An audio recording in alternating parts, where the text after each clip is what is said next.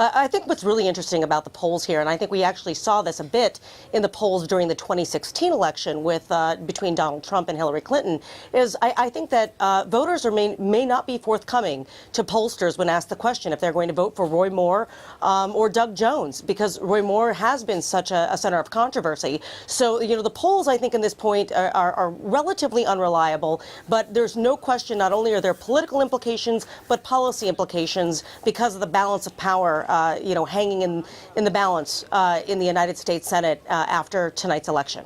Is it surprising, you just mentioned there the allegations made against Roy Moore during this campaign, is it surprising that he has made it to this day? It would be, except for two things. Number one, the 2016 election with Donald Trump becoming president of the United States really turned all, political norms upside down here in the United States. So with that as a backdrop, and then you have to put Roy Moore in context in Alabama. Here's a man who was, kicked off the Supreme Court of the state of Alabama twice, who has, really had some pretty controversial and extreme views on the LGBT community, on the Jewish community, on Muslims being able to serve in Congress, and despite all of that, has won election multiple times in the state of Alabama and won the primary against the sitting senator that replaced now Attorney General Jeff Sessions, Luther Strange. So the man continues to win, even though he's incredibly controversial. But that was before the allegations about the sexual misconduct with minors came forward. And that is obviously allegations which he has denied. If we turn our attention to the Democrat candidate, 63-year-old Doug Jones, a Democrat hasn't won or held a seat, rather, in Alabama for over 25 years. What chance do they have, and what would a Democrat win mean?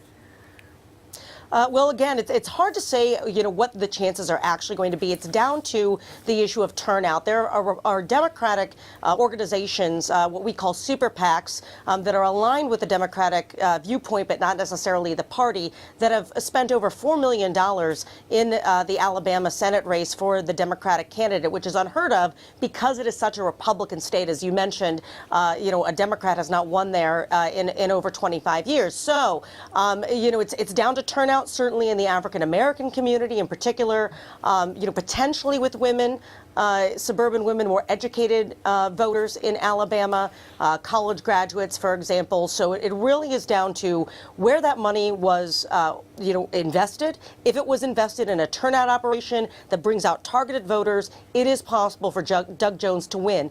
But remember, this is just the unexpired term of Jeff Sessions, so this is just down to 2020. And if there's another Republican that challenges a Democrat that's in there, if Doug Jones does win this evening, it is likely to flip back to the Republican side in just a short amount of time. Briefly, Capri, and finally, could you tell us what an either Republican or Democratic win would mean to the Senate? A Republican win would help maintain the agenda going forward, the policy agenda, things like tax reform, for example, that are hanging in the balance in the United States Senate, immigration reform, for example. So that certainly would help maintain that very narrow margin that the Republicans have. And on the Democratic side, just the opposite. Narrowing that gap between the GOP and the Democrats to one seat could stall the Republican agenda, and potentially, really derail things for Trump and the Republicans.